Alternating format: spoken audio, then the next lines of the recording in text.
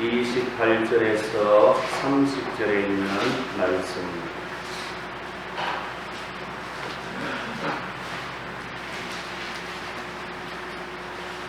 (28절에서 30절에 있는 말씀을 봉독합니다. 수고하고 무거운 짐진 자들아 다 내게로 오라. 내가 너희를 쉬게 하리라. 나는 마음이 온유하고 겸손하니 나의 멍에를 메고 내게 배우라. 그리하면 너희 마음이 쉼을 얻으리니 이는 내 멍에는 쉽고 내 짐은 가벼움이라 하시니라. 아멘.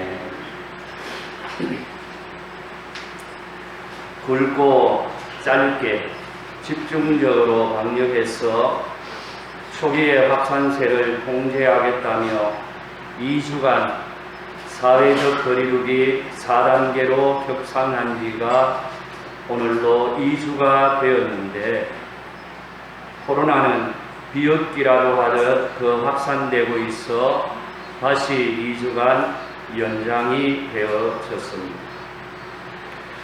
우리 국민들 모두의 피로도가 이만저만이 아닐 것으로 여겨집니다. 하지만 어떻게 하겠습니까? 우리 성도들도 힘들지만 잘 참고 견딜 수 있기를 바랍니다.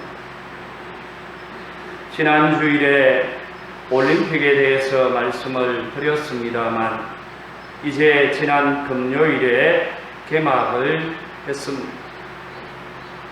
하지만 코로나 확진자들이 계속 나오고 있다가 보니 염려가 됩니다. 끝까지 마무리를 잘 할 수 있도록 우리가 응원해야 하겠습니다. 이번 올림픽은 그 어느 때보다도 참 힘든 올림픽을 치르게 된 것입니다. 참가한 우리 선수들 코로나를 잘 이겨내고 좋은 성적을 거두 개인적으로도 국가적으로도 영광스러운 올림픽, 온 국민들에게 힘이 되는 올림픽이 되어지기를 다시 한번 소망합니다.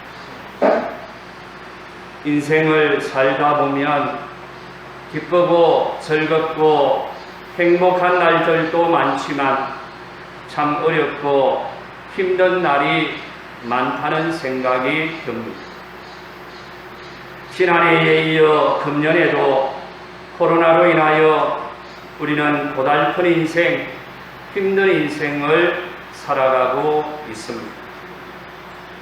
창세기 49장 9절에 있는 말씀을 보면 이스라엘의 3대 족장이 되는 야곱은 애굽왕 바로 앞에서 자기 일생을 회고하는 말을 하고 있습니다. 내 나그네의 길의 세월이 130년이니 내 나이가 얼마 못 되니 우리 조상의 나그네 길의 연조에 미치지 못하나 험악한 세월을 보내었나이다 라고 합니다. 야곱은 고달픈 인생, 힘든 인생을 살았다고 하는 것을 이렇게 말한 것입니다. 야곱은 고달픈 자신의 인생을 나그네 인생으로 비유하면서 이때 자신의 나이가 130세임을 밝히고 있습니다. 지금 우리들의 나이에 비하면 엄청 장수한 나이입니다. 그러나 조상들이 살던 나이에 비하면 자신의 나이는 아무것도 아니지만 그럼에도 불구하고 험악한 세월을 보내었다고 말하고 있습니다. 여기서 험악한 세월을 보내었다고 말하고 있는 것은 그만큼 고달픈 인생, 힘든 인생을 살았다고 하는 것입니다. 성경을 보면 야곱이 살던 당시에는 지금보다 훨씬 오래 살았습니다. 창세기 5장에 있는 말씀을 보면 아담의 계보가 나오는데 아담은 930세를 살았고 그의 아들 셋은 920세, 에노스는 905세, 노아의 할아버지 머두셀라는 969세로 최고 장수를 했고 노아의 아버지 라멕은 777세, 그리고 노아는 950세까지 살았습니다. 지금 우리 나이로 생각하면 상상하기도 어려운 그런 오랜 세월, 오랜 횟수를 살았습니다. 이렇게 오래 살다가 노아 홍수 이후부터 수명이 단축되기 시작하는데 이는 창세기 6장 1절에서 3절에 나오는 예언의 말씀과 연관이 있습니다. 사람이 땅 위에 번성하기 시작할 때에 그들에게서 딸들이 나니 하나님의 아들들이 사람의 딸들의 아름다움을 보고 자기들이 좋아하는 모든 여자를 아내로 삼는지라. 여호와께서 이르시되 나의 영이 영원히 사람과 함께하지 아니하리니 이는 그들이 육신이 됨이라. 그러나 그들의 날은 120년이 되리라 하시니라. 이런 말씀이 나옵니다. 이후로 세월이 많이 흘렀습니다. 야곱의 조상이 되는 할아버지 아브라함은 175세를 살았고 아버지 이삭은 180세까지 살았으니 그래도 많이 산 것입니다. 이렇게 오래 살면서 건강하게 즐겁고 행복하게 살았으면 얼마나 좋겠습니까? 그런데 우리의 인생이 그렇지 못할 때가 참 많은 것 같습니다. 그러다 보니 또한 헛되고 바람을 잡는 인생이 아닌가라는 생각을 해보게 됩니다.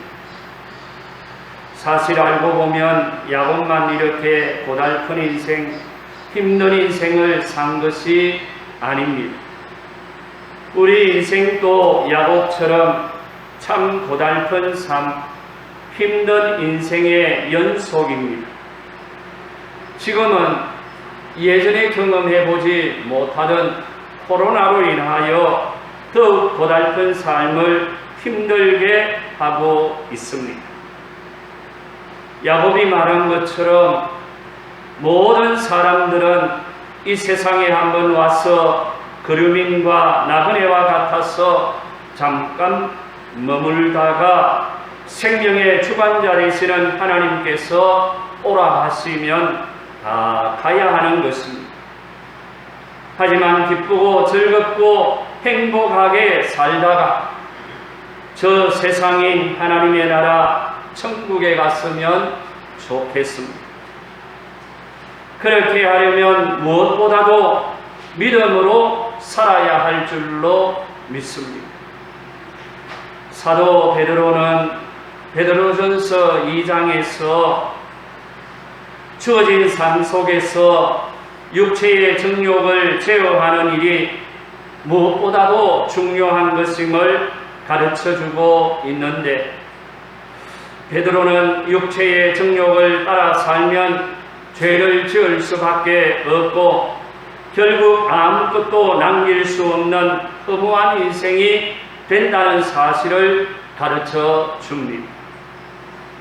그는 이런 가르침과 함께 11절에 와서 이런 권면을 합니다.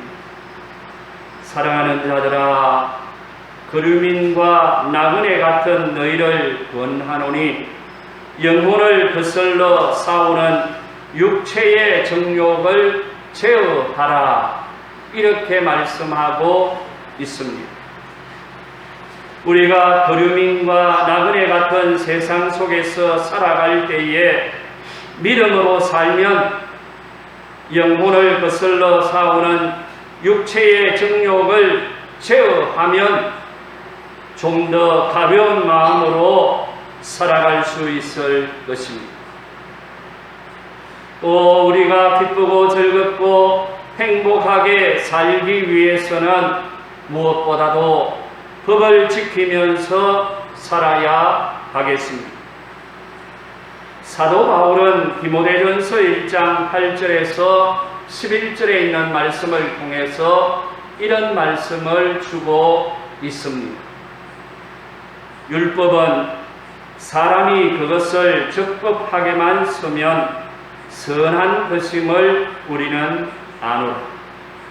알 것은 이것이니 율법은 옳은 사람을 위하여 세운 것이 아니요 오직 불법한 자와 복종하지 아니하는 자와 경건하지 아니한 자와 죄인과 거룩하지 아니한 자와 망령된 자와 아버지를 죽이는 자와 어머니를 죽이는 자와 살인하는 자며 음행하는 자와 남색하는 자와 인신매매하는 자와 거짓말하는 자와 거짓 맹세하는 자와 기타 바른 교훈을 거스르는 자를 위함이니 이 교훈은 내게 맡기신 바 복되신 하나님의 영광의 복음을 따름이니라. 이런 말씀을 하고 있습니다.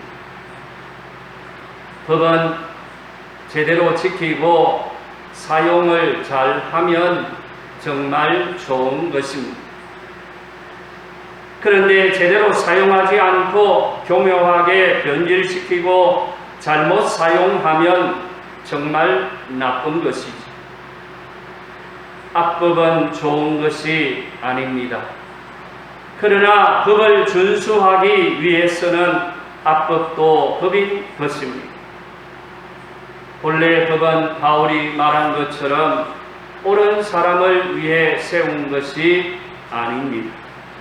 불법한 자와 복종하지 아니하는 자, 경건하지 아니한 자, 죄인, 그러면서 여러 불법한 자에 대한 것을 열거하고 있지 않습니다. 성도는 위에 있는 권세가 하나님께로부터 난 것임을 인정하고 세상에 있는 이런 많은 법에도 순종해야 하겠습니다. 코로나로 인하여 대부분의 교회가 정부의 방침에 따라 비대면 예배를 드립니다. 사람과 사람 사이의 비대면. 그러나 하나님 앞에서는 우리가 어디에서 예배를 드리든지 대면 예배를 드린다라고 하는 것을 기억하라고 말씀을 드렸지. 이렇게 사람과 사람 사이에 비대면 예배를 드리는 것은 이 세상 권세와 법도 하나님께로부터 난 것임을 인정하기 때문입니다. 뿐만 아니라 법을 지키는 것이 사실 우리에게도 유익하기 때문인 것이지. 사랑하는 성도 여러분, 세상의 법과 규칙, 질서도 잘 지키면 무더운 여름, 고달픈 인생을 승리하며 살아가게 될 수 있을 줄로 믿습니다. 지금은 휴가철입니다. 쉼을 통해 재충전하는 그런 계절입니다. 인간이 살아가는데 여러 가지 목표가 있겠지만 궁극적인 목적 중에 하나는 바로 편안한 삶, 여유 있는 삶이 아니겠습니까? 그런데 진정한 쉼의 자리, 영원한 안식의 자리를 하나님께서 우리에게 주고자 하신다는 사실을 우리 성도들은 깨달아야 하겠습니다. 오늘은 고달픈 인생 중에 진정한 안식의 처소가 어디인가를 말씀을 통하여 깨달으며 하나님께서 주시는 진정한 평안을 받아 누리는 복된 성도들이 되실 수 있기를 축복합니다. 그러면 진정한 안식, 진정한 쉼, 진정한 평안이 어디에서 오는 것일까요?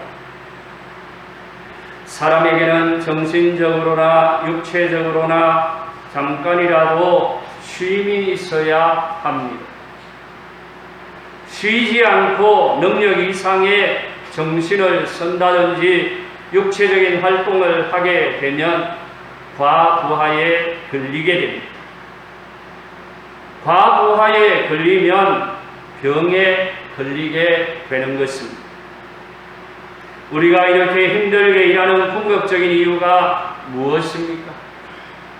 삶에서 편안함을 얻기 위한 것, 즉 열심히 일하면 어느 때인가는 편안하고 아늑한 쉼이 주어질 것이라는 희망 때문이 아니겠습니까? 따라서 쉼은 우리에게 정말로 꼭 필요한 것일 뿐만 아니라 삶의 목표이기까지 한 중요한 것입니다. 그런데 이 쉼을 얻기 위해 우리가 이처럼 애쓰고 힘쓰면 과연 우리의 삶에 진정한 안식, 진정한 쉼, 진정한 평안을 얻을 수 있을까요? 우리에게 진정한 쉼의 자리가 주어질 수 있을까요? 이 물음에 대한 대답은 요한복음 4장에 나오는 사마리아 여인을 통해 알 수 있습니다. 예수님과 수가성 여인과의 대화는 이 땅에서 쉼을 찾는 우리들에게 이 땅 어디에도 진정한 안식과 쉼은 없다고 하는 사실을 분명히 가르쳐주는 말씀이라고 생각되어집니다. 주님이 말씀하신 이 우물의 물을 마시는 사람은 다시 목마를 것이라는 말씀처럼 세상에 부가 되든지 권력이 되든지 명예가 되든지 도의 깨달음이 되든지 보행이 되든지 그 어느 것을 통해서도 인간에게 완전한 쉼은 주어지지 않는다라고 하는 것입니다. 먹어도 배부르지 않고 마셔도 또다시 목마름만 있게 될 것임을 성경은 분명히 가르쳐주고 있다라는 것입니다.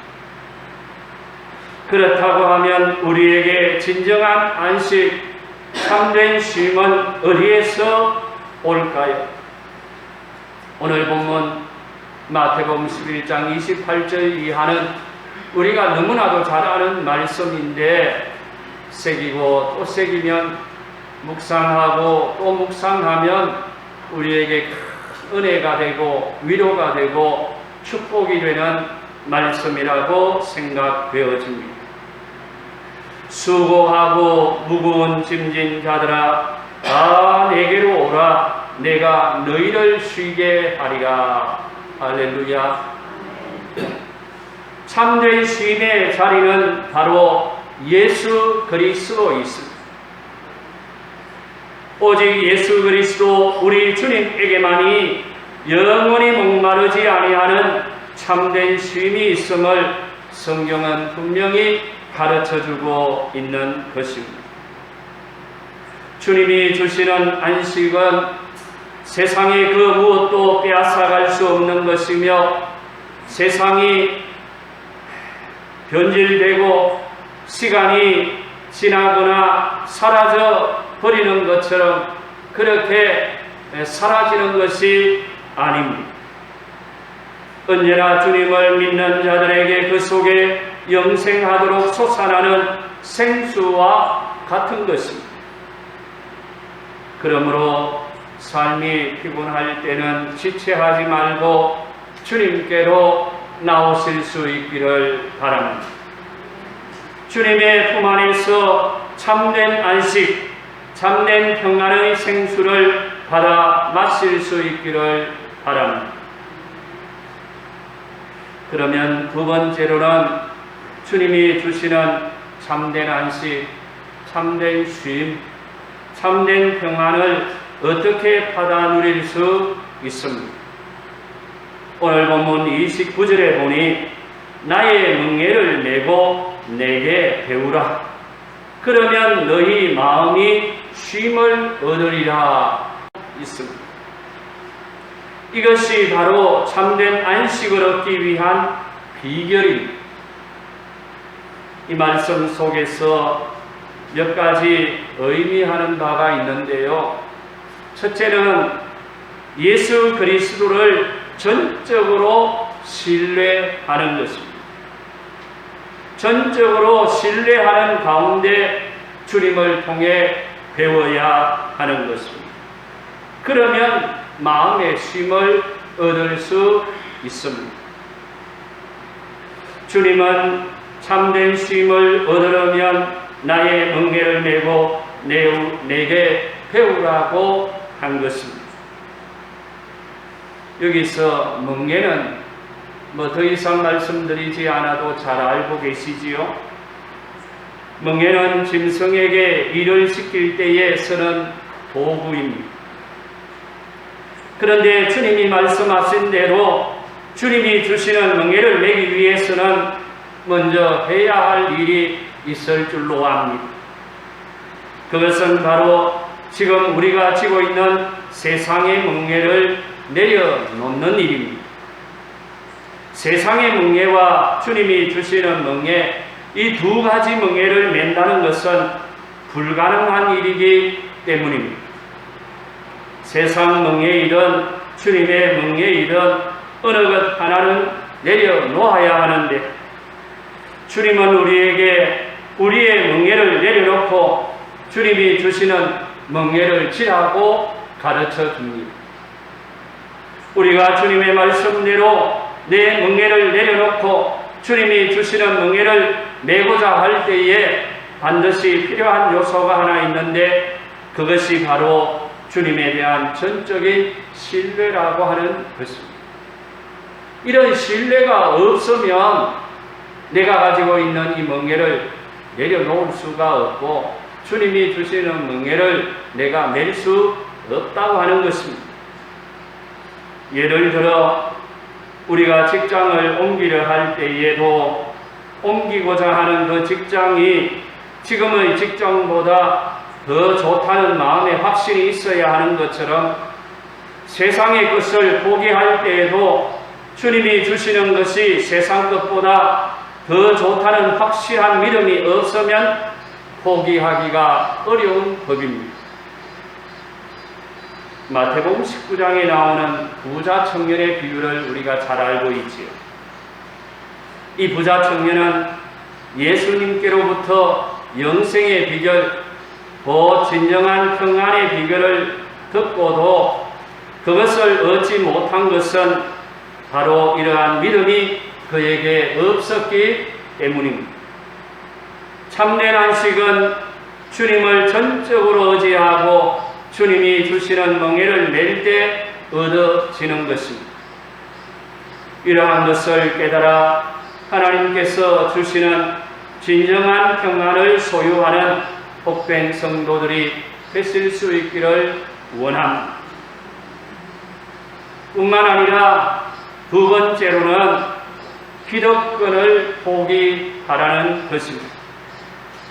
주님이 주시는 참된 평안을 받아 누리기 위해서는 내가 가진 기득권을 포기해야 한다는 것입니다.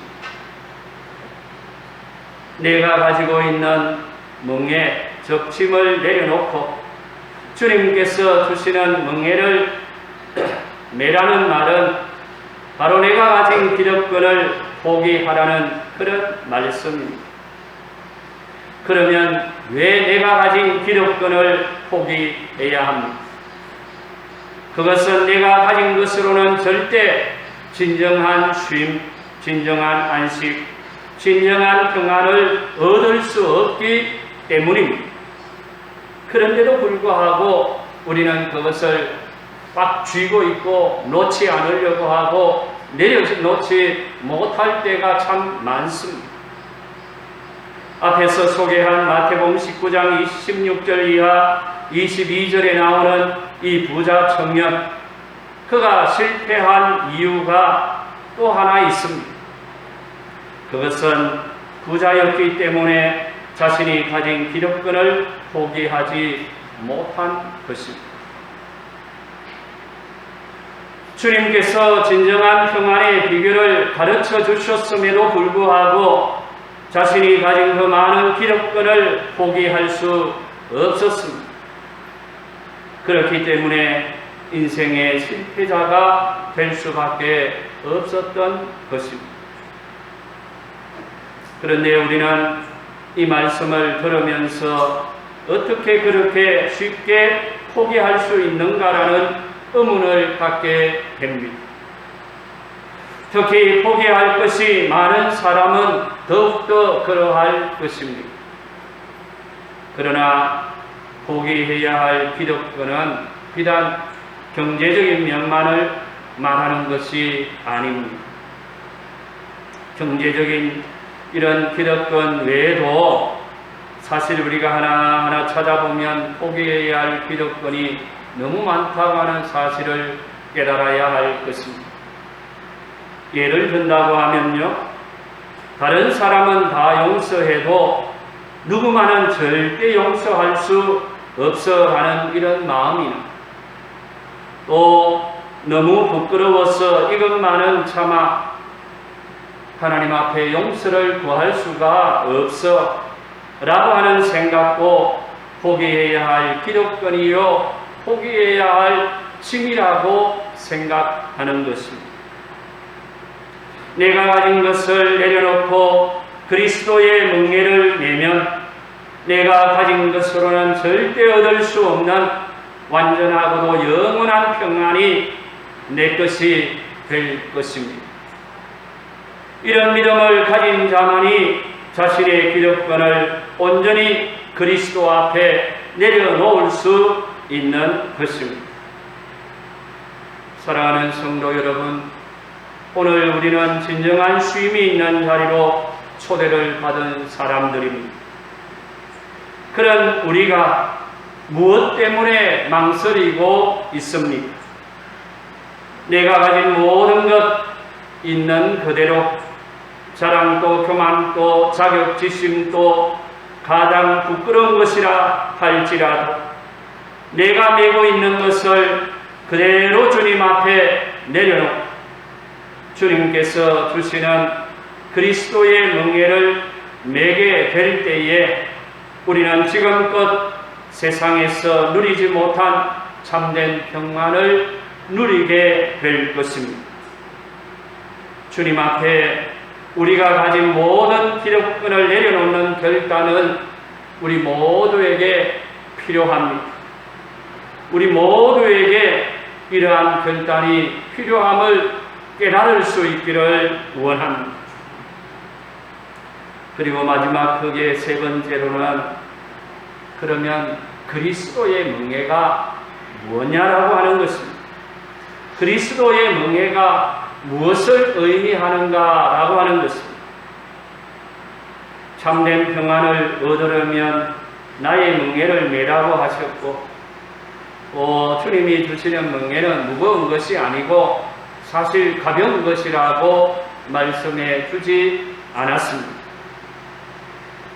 그런데 주님께서 주시는 멍에는 무엇을 말하는 것일까요?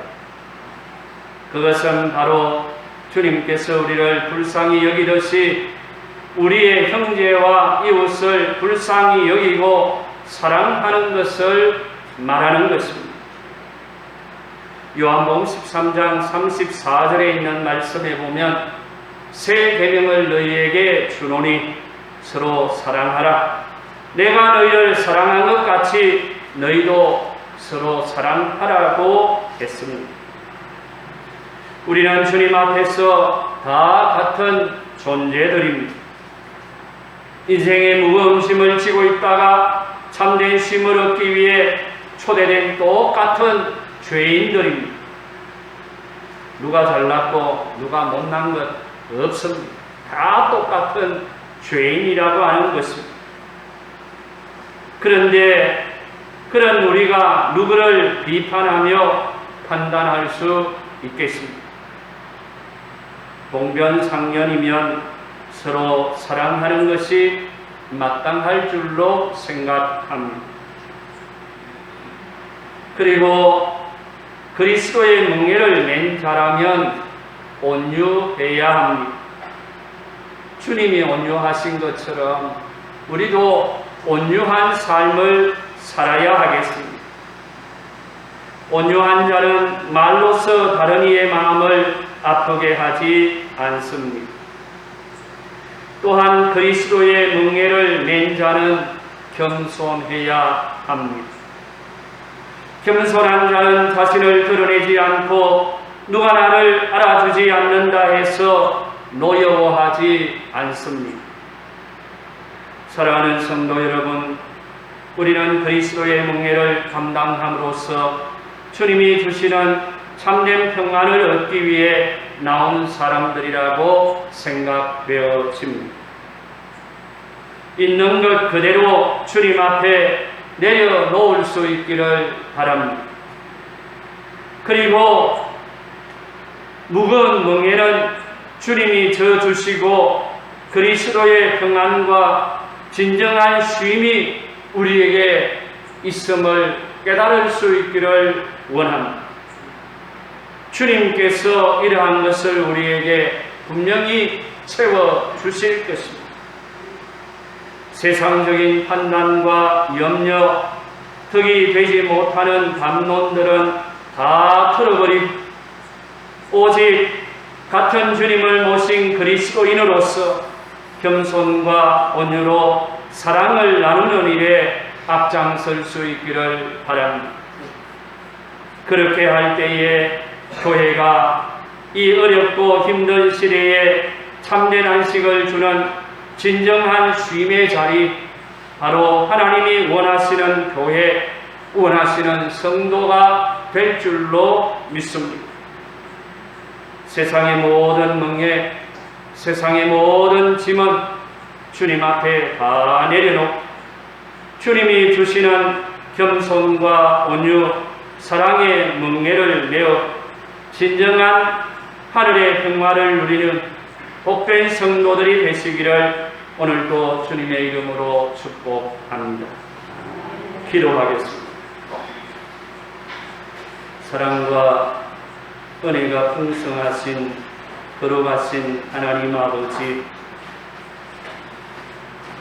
세상에서 지고 가는 무거운 짐들 오늘도 주님의 몸된 전에 나와서 또 내려놓습니다.